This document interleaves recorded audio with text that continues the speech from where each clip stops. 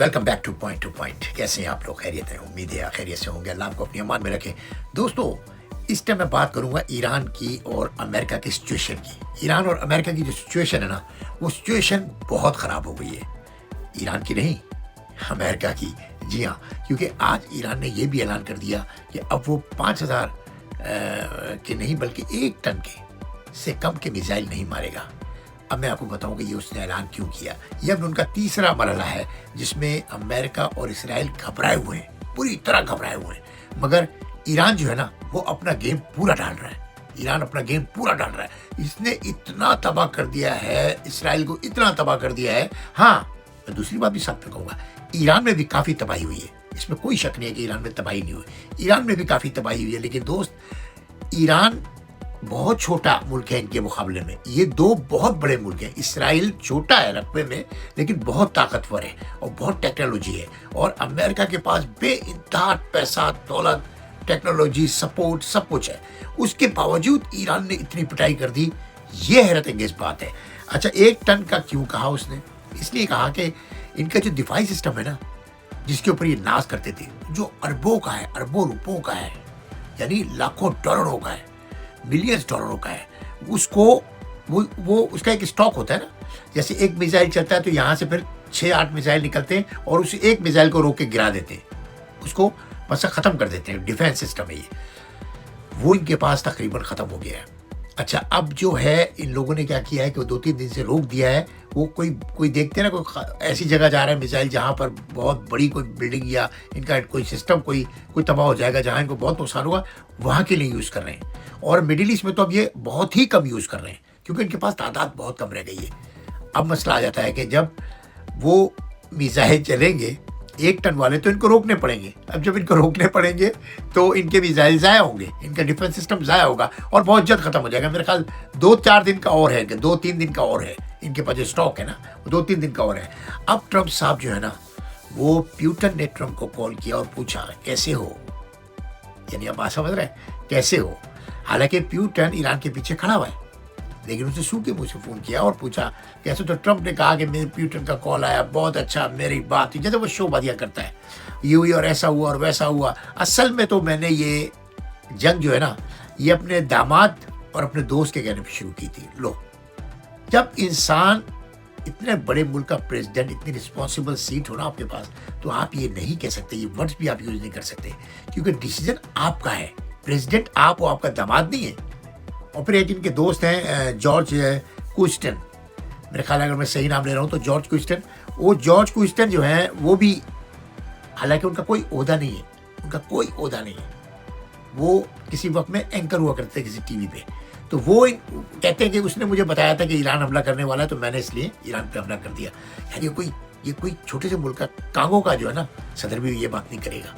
इतनी बड़ी जंग करा दी आपने, अब आप कह रहे हो यार मुझे तो पता ही नहीं था कि जंग हो गई। यानी इसका मकसद ये है कि आप जंग हार चुके हो। आपको CIA की, फौज की जो आपको रिपोर्टें मिली है ना, उससे रिपोर्टें ये मिली है कि अब मजीद अगर हम जंग करते रहेंगे तो हम तबाह हो जाएंगे, इसराइल ख़त्म हो जाएगा। तो ये जो ट्रम्प ने कही ना आज बात, ये दुनिया के एनालिस्ट जो है ना, जो इसको एनालाइज करते हैं चीज़ों को, वो कहते हैं हमारी तो ये बात ही समझ में नहीं कह क्या रहा है ये। यानी एक प्रेसिडेंट कैसे कह सकता है कि मैंने इसके कहने पे किया था? ऐसे तो नहीं हो सकता। अच्छा, दिफाई सिस्टम इनका दिन ब दिन कमज़ोर होता जा रहा है और ये तकरीबन ये समझ लें कि बिल्कुल दाने पे आ गए हैं। 1-2 दिन का इनके पास और रहता है, बाकी जो है ना वो है। अच्छा, आखिरी तकरीर में भी कि आखिरी मराहल में क्या कहते हैं? कहते हैं हम ईरान को तबाह कर देंगे अगर ईरान बाज ना आया। हम ईरान को पहले हमने तबाह कर दिया, इसकी फ़िज़ाइयाँ ख़त्म कर दी, इसकी फ़ौज ख़त्म कर दी, इसकी क़यादत को मार दिया। हाँ, क़यादत को मारा आपने, मगर वही क़यादत दोबारा आ गई तो रिजीम चेंज तो नहीं हुआ ना। ठीक है, उनके वहाँ फ़ज़ाइया है ही नहीं जो आपने तबाह कर दिया, आप झूठ बोल रहे हैं। उनके वहाँ बहरिया है ही नहीं जो आपने तबाह कर दी, जो आप झूठ बोल रहे हैं। ये सब झूठ है ना।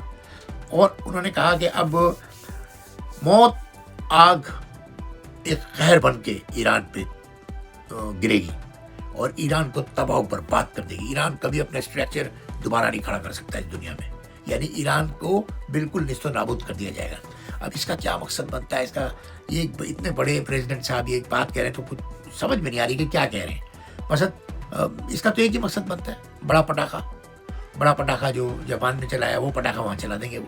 بس یہ اور ساتھ میں آخر میں کہتے ہیں کہ میرا یہ چائنا اور دوسرے ملکوں کو تحفہ ہے کہ جیسے ایران گرے گا آئل کا راستہ کھل جائے گا تو میرا تحفہ ہے چائنا اور دوسرے ملکوں کو. تو چائنا کو تو تحفہ نہیں چاہیے, چائنا تو اپنا تیل لے رہا ہے, ایران سے لے رہا ہے, چائنا کا تیل تو کھلا ہوا ہے. تو پتہ نہیں, میرے خیال میں جو ہے نا اس ٹائم ٹرمپ صاحب کی حالت بہت خراب ہوئی ہے, بہت خراب ہوئی ہے. ٹرمپ صاحب کو اس ٹائم جو ہے نا کسی ڈاکٹر کی ضرورت ہے.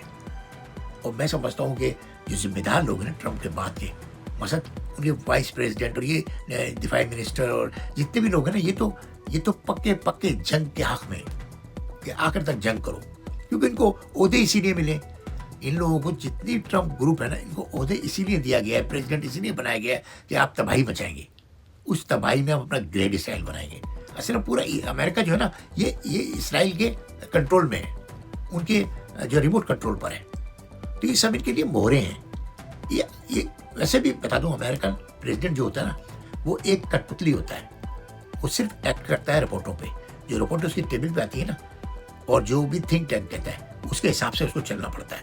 ایسا نہیں ہوتا کہ وہ اپنے حساب سے کوئی ڈیسیجن لے. ہاں چھوٹے موٹے ڈیسیجن ہوتے ہیں, وہ کوئی اتنا بڑا, لیکن قوم کا ڈیسیجن جو آتا ہے نا جنگ کا یا کسی کنٹری سے تعلقات کا, وہاں پر ٹوٹل رپورٹوں پہ چلنا پڑتا ہے. بات مزید بڑھتی چلی جا رہی ہے.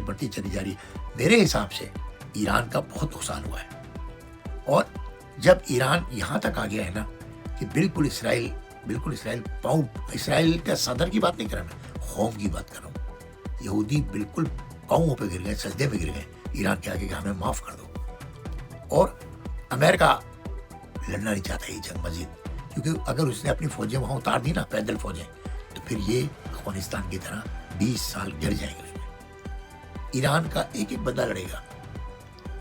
میں آپ کو بتا دوں, پاکستان کے جو قیادت ہے نا, یہ تو بزدل ہے. بزدل سے مراد یہ بکی ہوئی ہے, بزدل نہیں ہے, بکی ہوئی ہے.